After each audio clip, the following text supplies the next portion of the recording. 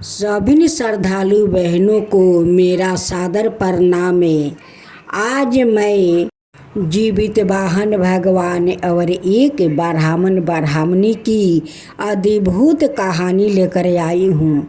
आइए हम सब मिलकर इस कहानी को सुनते हैं और जानते हैं। एक जानवर मनुष्य बालक को वो कैसे दिया जन्म। तो आइए इस जीवित पुत्रा व्रत कथा को हम सब मिलकर सुनते हैं और जीवित वाहन भगवान को कृपा को प्राप्ति करते हैं। और यह ब्राह्मण और ब्राह्मणी का कहानी सुनते हैं। प्राचीन समय की बात है। एक नगर में एक ब्राह्मण और ब्राह्मणी रहती थी। ब्राह्मण का कोई संतान नहीं था। ब्राह्मण ब्राह्मणी एक संतान के लिए वो हमेशा भगवान का पूजा पाठ करते थे और ब्राह्मण देव रोज जंगल में जाकर वो तपस्या करते थे एक संतान के लिए।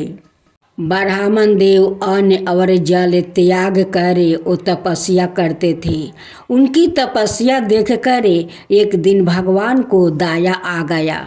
उनके सामने एक गर्भिणी हिरण आती है और उनकी पीड़ा हो रही थी। उस हिरनी ने एक बच्चा अद्भुत जन्म देती है। ब्राह्मण देव उस बच्चा को देखकर वो बहुत आश्चर्य में पड़ जाते हैं कि ये तो हिरनी है, जानवर है, लेकिन मनुष्य को बच्चा को जन्म दी है। ये तो भगवान का अद्भुत लीला है कि एक जानवर एक मनुष्य को बच्चा को जन्म देती है। उसी समय एक संत आते हैं और संत कहते हैं कि ब्राह्मण देव क्या देखते हो, उस संतान को उठा लो। क्या देख रहे हो तुम जो इस जंगल में इसी संतान के लिए तपस्या करते हो। तुम्हारा तपस्या देख कर भगवान तुम्हें ये संतान दिया है, ये तुम्हारा ही संतान है, इसे गोद में ले लो ब्राह्मण देव। कुछ दिन का बाद जीवित पुत्र व्रत था। ब्राह्मण देव उस बालक को लेकर घर आते हैं। कहते हैं कि देखो ब्राह्मणी, आज भगवान ने हम लोग का गोद भर दिया। देखो ये अद्भुत बच्चा को देखो। ब्राह्मणी कहती है कि ये बच्चा आपको कहाँ मिला। तब ब्राह्मण देव कहते हैं कि कभी तुम देखी है कोई जानवर मनुष्य को बच्चा को जन्म देते हैं। ब्राह्मणी कहती है कि कभी ऐसा हो सकता है कि जानवर मनुष्य को बच्चा को जन्म दे। ब्राह्मण देव कहते हैं कि जब मैं तपस्या कर रही थी और जब मेरा तपस्या खत्म हुआ तो एक हिरनी गर्भवती हमारे सामने आई और वो इस बच्चा को जन्म दी। तभी एक संत आया और कहने लगा कि ब्राह्मण देव क्या देखते हो, इस बालक को उठा लो, ये तुम्हारा ही संतान है। तुम्हारा तपस्या देख कर भगवान तुम्हें ये संतान को दिया है, तुम अपना गोद में उठा लो।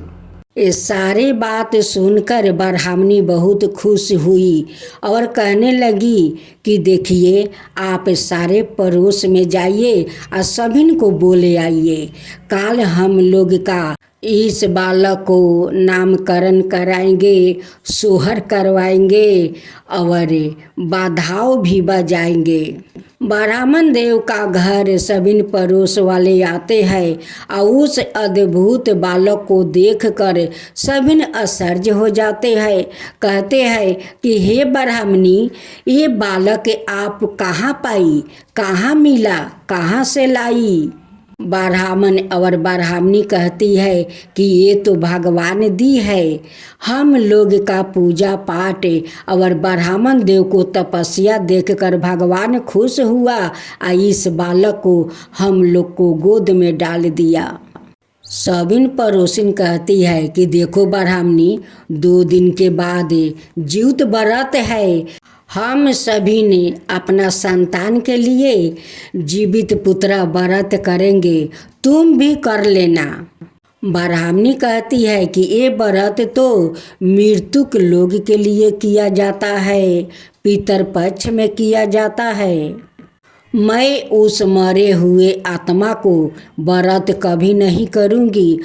मैं देवी देवताओं को व्रत करती हूँ, मरे हुए आत्मा का व्रत नहीं करूँगी। ब्राह्मण देव ब्राह्मणी को समझाते हैं कि देखो ब्राह्मणी, ऐसा बात नहीं बोलते। तुम जिस आत्मा का बात कर रही हो वो हमारे ही पूर्वजों है। तुम जानती हो कि वो पूर्वजों हमारे लिए भगवान से दुआ करते हैं कि हे भगवान, मेरा परिवार का कभी कष्ट ना हो, उनकी संतान को रक्षा करे, उनकी घर अन्न धन से भरे रखे, कभी कमी मत होने देना। वो हम लोग के लिए वो भगवान से प्रार्थना करते हैं। तुम जानती हो, पहला दिन सभी ने औरत नहा धोआकर भोजन करती है और दूसरा दिन उपवास करती है, लेकिन ब्राह्मणी उपवास नहीं की। उस दिन वो भोजन कर लेती है। वह बालक तो वो जीवित वाहन भगवान दिए थे। उस ब्राह्मण को श्रद्धा भक्ति और तपस्या देख कर दिए थे, लेकिन ब्राह्मणी तो हद करती है। सभी माए अपना संतान के लिए जीवित पुत्र व्रत करती है, लेकिन यह ब्राह्मणी तो जीवित भगवान का मरे हुए आत्मा समझती है। उस दिन ब्राह्मणी उस बालक को नहवा धोआकर वो सुला देती है और वो बाहर चली जाती है। जब ब्राह्मण देव बाहर से आते हैं और जाकर अपना मुन्ना को उठाते हैं, कहते हैं कि आओ मुन्ना, आओ थोड़ा गोद में ले लूं। लेकिन मुन्ना तो दुनिया में नहीं है। मुन्ना का तो वो प्राण निकल गया था।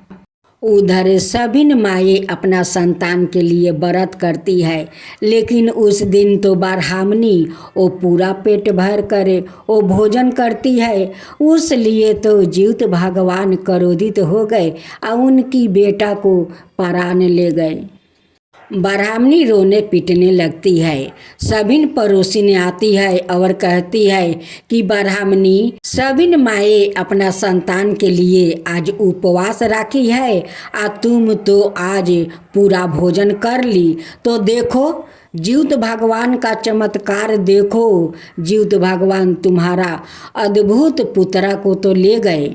आप तो जीवित वाहन भगवान को मरे हुए आत्मा समझती है। वो आत्मा नहीं है, वही पूर्वजों हम लोग के लिए वो प्रार्थना करते हैं कि हमारे परिवार को कभी दुख ना हो।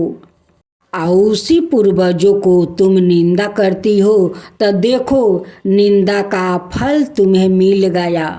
सभी पड़ोसिन कहती है कि ब्राह्मण देव बेचारा इतना दिन से जंगल में जाकर तपस्या करते थे।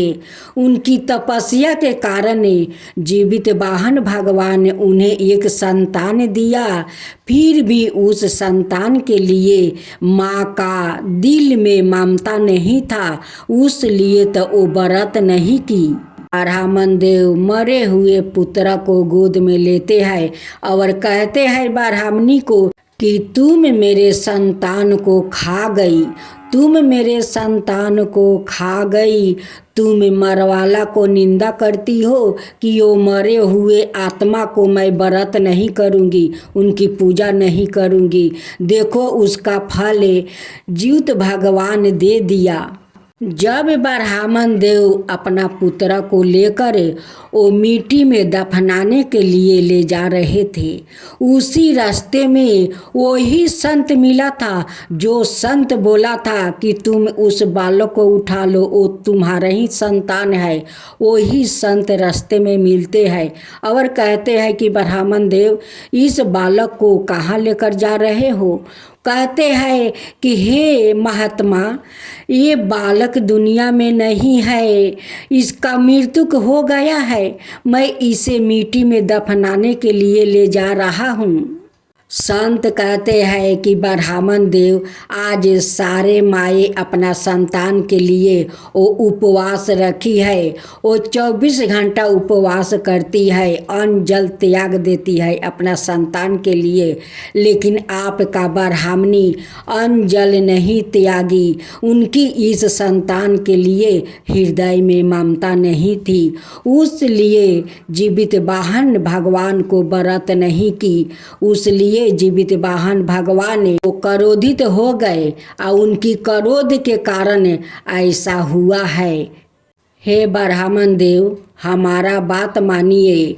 जहाँ पर सारे औरत जाकर वो नहाएगी, नहा धोआ कर वो लोग जीवित वाहन जी की कथा सुनेगी।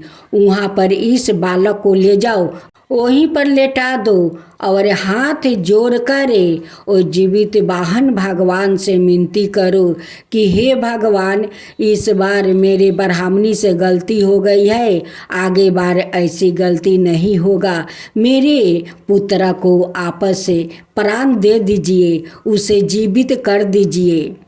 ब्राह्मण देव उस संत को बात मानते हैं और अपना बालक को लेकर वही जगह जाते हैं कि सारे औरतें जीवित वाहन को कथा सुन रही थी। वहीं पर अपना मरे हुए पुत्र को लेटा देते हैं, हाथ जोड़ कर जीवित भगवान को वो कथा सुन रहे थे और मने मने वो जीवित भगवान को विनती कर रहे थे। लेकिन ब्राह्मण देव को तो पता नहीं था कि जो संत पहले मिला था वो भी जीवित वाहन थे, अभी मिले थे वो भी जीवित वाहन थे।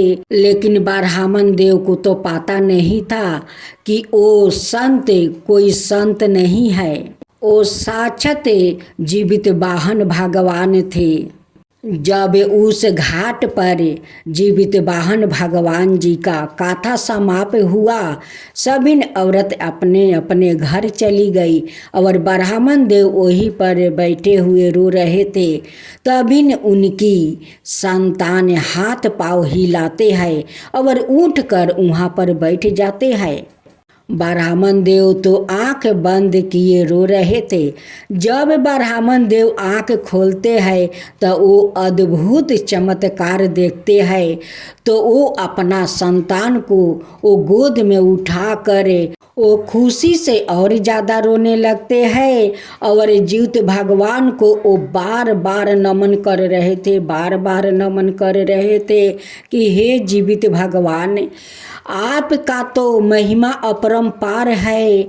लोग ऐसा ही नहीं कहते कि जीवित वाहन भगवान सभी को जीव देते हैं, वो जीव लेते नहीं है। उनकी नामे पारा है जीवित पुत्रा भगवान। पारण के दिन जीवित वाहन भगवान ब्राह्मणी को सपने में दर्शन देते हैं और कहते हैं कि ब्राह्मणी, ये तुम्हारा पूर्वजों को अपमान करने का ये फल मिला था। अब तुम ऐसा काम नहीं करोगी जो जीवित वाहन भगवान तुम पर रूठ हो। अगले साल जीवित भगवान का तुम श्रद्धा भक्ति से व्रत करना ताकि तुम्हारा पुत्र अमर रहे। सपने में ब्राह्मणी हाथ जोड़ के कहती है कि भगवान, ऐसा गलती कभी अब नहीं करूँगी। अब हर साल आपको श्रद्धा भक्ति से व्रत करूँगी, अपना पुत्र के लिए और अपना मरवाला के लिए, अपने पूर्वजों के लिए। और पारण के दिन सारे अन्न से लेकर वस्तु पैसा सब कुछ दान करूँगी। हे जीवित भगवान, सब कुछ दान करूँगी। हे पूर्वजों, हे मरवाला, मुझे क्षमा कर दीजिए, ऐसा गलती कभी नहीं होगा। मैं आपको अगले साल से श्रद्धा भक्ति से मैं पूजा पाठ करूँगी, दान पुण्य करूँगी। जीवित वाहन भगवान सपने से अंतर ध्यान हो जाते हैं। ब्राह्मणी उठ कर सारे बात अपना ब्राह्मण देव से कहती है कि सपने में जीवित वाहन भगवान दर्शन दिए थे और मुझे ऐसे ऐसे कहा था कि तुम भी श्रद्धा भक्ति से अपना संतान के लिए व्रत करो, अपना पूर्वजों के लिए करो, दान पुण्य करो। तुम्हारा जो पूर्वजों है वो तुम लोग के लिए वो भगवान से वो दुआ मांगते हैं, प्रार्थना करते हैं कि हमारा परिवार को कभी कष्ट ना हो। तो भक्तजनों, मेरा जीवित पुत्रा व्रत आप लोग का कैसा लगा? अगर मेरी कथा आप लोग को अच्छा लगा हो तो और लोग के साथ शेयर कीजिए और मेरा वीडियो को लाइक कीजिए। धन्यवाद साथियों।